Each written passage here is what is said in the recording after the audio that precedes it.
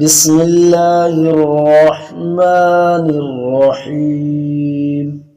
اذان میں ہونے والی غلطیوں کی درستگی اور صحیح تلفظ سے اذان دینے کا طریقہ۔ اللہ اکبر اللہ اکبر اللہ اکبر اللہ اکبر۔ اگر ملا کے پڑھنا ہو تو لفظ اکبر کی را جو ہے اس کو لفظ اللہ سے ملا کے ایسے پڑھا جائے گا، اللہ اکبر اللہ اکبر اللہ اکبر اللہ اکبر۔ رلا پڑھا جائے گا، رلا۔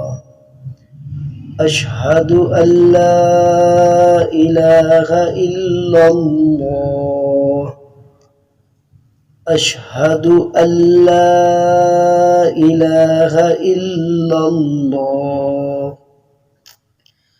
اشہد ان محمد رسول اللہ۔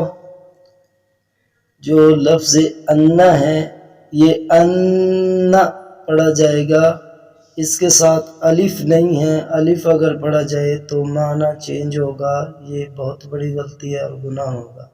اسی طرح لفظ محمد اگر محمد پڑھیں تو یہ بھی لفظ محمد نام چینج ہو کر اس پہ گناہ ہوگا۔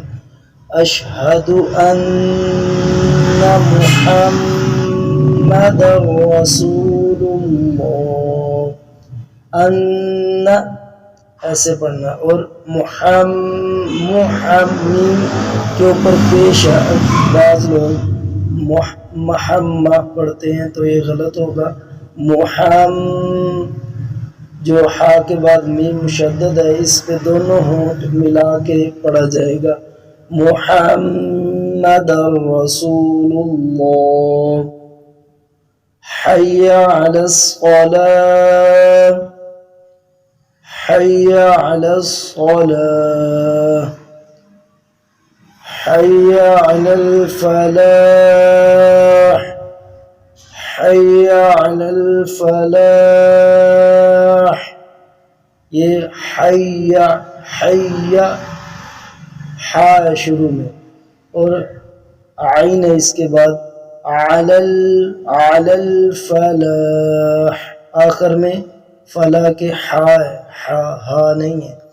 حی علی الفلاح، اللہ اکبر اللہ اکبر، لا الہ الا اللہ لا الہ الا اللہ۔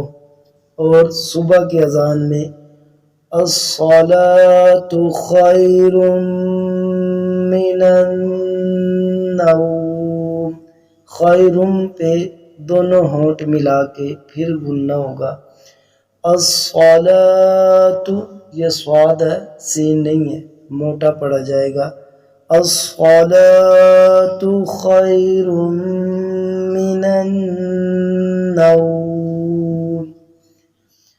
الصلاۃ خیر من النوم، آخر میں میم ہے، نوم۔